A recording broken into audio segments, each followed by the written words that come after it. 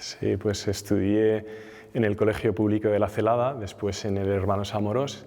De ahí ya salté a la Universidad de Alicante, donde estudié geografía con especialidad en climatología. Hice mi tesis doctoral allí y luego ya he ido desarrollando mi trayectoria académica y científica en distintos centros de investigación internacionales, en Suecia primero, Holanda, Estados Unidos y Australia. Y pues desde el año 2019 conseguí un contrato Ramón y Cajal me adscribí al Centro de Investigaciones sobre Desertificación, el CIDE, que es un centro mixto de la Universidad del CSIC, Universidad de Valencia y la Generalitat Valenciana, y donde pues dirijo el Laboratorio de Clima, Atmósfera y Océano, y pues allí desarrollamos nuestras investigaciones sobre todo en temas de viento. Sí, bueno, la motivación principal que siempre he tenido por el estudio del tiempo y el clima me viene más bien por mis, de algún modo, el trabajo de mi familia. Ellos eran agricultores y recuerdo bien una tormenta, recién cumplidos yo 5 o 6 años, en el año 86, la famosa tormenta de Santiago y Santa Ana, que cayeron 90 litros por metro cuadrado con mucho granizo y que dejó devastada gran parte del término municipal. Y yo recuerdo que mis padres, que tenían pues tierras de viñedo, pues se vieron gravemente afectados, y a partir de ahí también con mi familia, con mis primos, nos gustaba mucho salir a la naturaleza, al monte, y de ahí me viene un poco esa primera afición por la meteorología, por la climatología, y soy un afortunado porque he hecho de mi afición mi profesión. Sí, sí, es cierto, porque lo que anuncian esas nubes, esos candilazos, ese color anaranjado, rojizo de las nubes, es la llegada de frentes, de nubes medias y altas que anuncian la llegada de una borrasca. Y sin duda, asociadas a esas borrascas llegan temporales de viento fuerte. Sí, el viento a mí me gusta denominarle, y de ahí el motivo también del título de esta charla que impartimos hoy en la Frontera del Conocimiento de la sede universitaria de Alicante, la parte olvidada del cambio climático. Prácticamente toda la comunidad científica se ha centrado en 2 parámetros, en el calentamiento global, en el ascenso de la temperatura y en los cambios en la precipitación. En cambio, la comunidad científica dejó de lado el estudio del viento. Desde hace aproximadamente 20 años empecé estudiando la brisa marina en el Mediterráneo, en la Universidad de Alicante. La tesis doctoral fue sobre brisas marinas, y a partir de ahí empezamos a analizar también el viento medio, es decir, la circulación atmosférica, y los extremos de viento, es decir, los temporales de fuerte viento. El viento es una de las variables más complejas en su medición y su estudio, sobre todo porque es una variable que cambia de forma muy repentina tanto en el tiempo como en el espacio. Es decir, localmente en las virtudes puedes tener un reventón, que hoy hablaremos de esto, y en cambio en la ciudad de Villena no notar apenas viento, porque ese viento está asociado a un núcleo de tormenta, a un núcleo convectivo. En el laboratorio de clima utilizamos básicamente observaciones meteorológicas, de estaciones meteorológicas de la Agencia Estatal de Meteorología.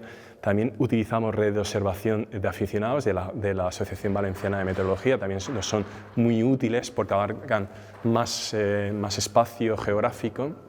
Y luego utilizamos simulaciones climáticas, modelos para predecir el viento o estimar el viento histórico en el pasado, y también utilizamos modelos para ver las proyecciones del viento en el futuro en función de los distintos niveles de concentración de CO2 en la atmósfera, es decir, de desarrollo socioeconómico.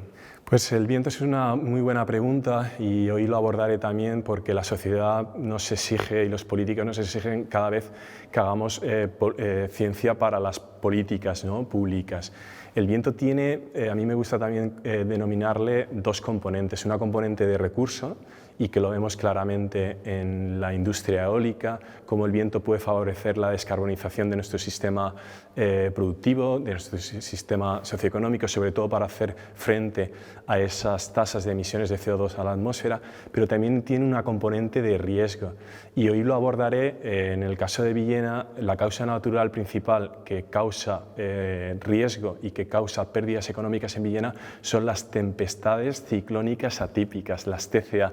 Las TCA son temporales de viento extremo, aquellos que superan los 120 km por hora. Pero el viento tiene múltiples aplicaciones. Por ejemplo, en el caso de las ciudades es fundamental En las ciudades, sobre todo, se emiten muchos óxidos de nitrógeno y el viento sirve para dispersar los contaminantes.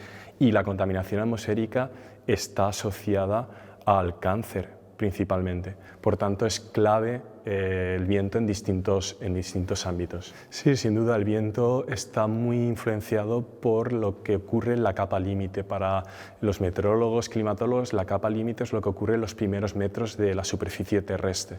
La urbanización, en concreto, afecta al campo de viento, a distorsionar el campo de los vientos. Por ejemplo, en la avenida Blasco Ibáñez de Valencia, ubicaron un edificio en los años 60-70 que distorsionó la brisa marina que nos llegaba del este. En el caso, por ejemplo, del barrio de Benanúa, en Alicante, se planificó la orientación de las calles en perpendicular a la entrada de la brisa marina para favorecer esa dispersión y que la calidad del aire de la ciudad mejorara. Por tanto, todos esos elementos que tenemos en la superficie terrestre, también la vegetación, influyen en el campo de viento. Pues la veo de forma positiva, por un lado, sobre todo porque cuando he viajado al extranjero he visto una comunidad científica española muy preparada. Hay mucha fuga de cerebro en el extranjero.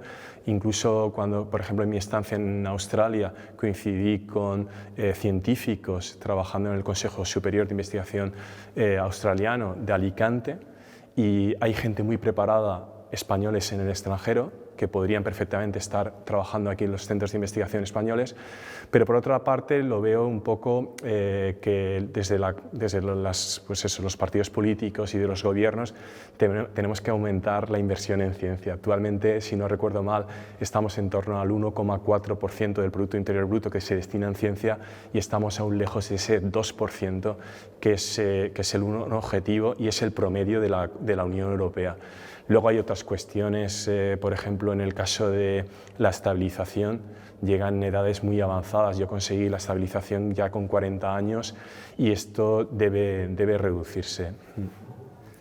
Pues la principal recomendación diría que pues si entran en ciencia, les gustan pues el descubrir las cosas, explorar las cosas, lo hagan con pasión y con vocación. Y cuando uno demuestra pasión por las cosas, por hacer ciencia, al final es algo, un trabajo que te atrapa. Es como decía antes, yo he hecho en mi caso la afición al tiempo, al clima, a la meteorología, en realidad mi profesión y de la cual disfruto cada día.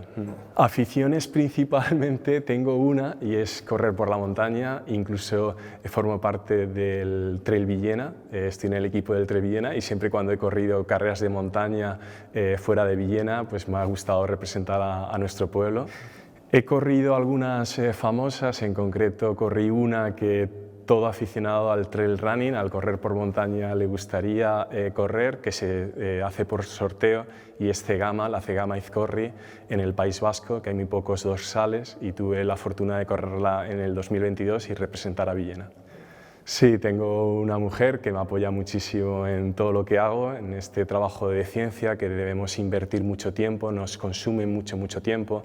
Hay momentos que tienes que preparar informes para comisiones de investigación y que tienes que dedicar no solo los 5 días laborales, sino también parte del fin de semana, y en eso Mónica, mi mujer, está detrás apoyando. Pues me gusta la ciudad, me gusta el pueblo, creo que tiene Villena una riqueza cultural importantísima, pero sobre todo lo que me gusta de Villena es la naturaleza. Yo siempre he estado vinculado pues eso, al mundo agrícola, he estado vinculado al mundo de la naturaleza, me gusta siempre salir al monte y creo que muchos villeneros desconocen el gran valor que tiene todo nuestro término municipal.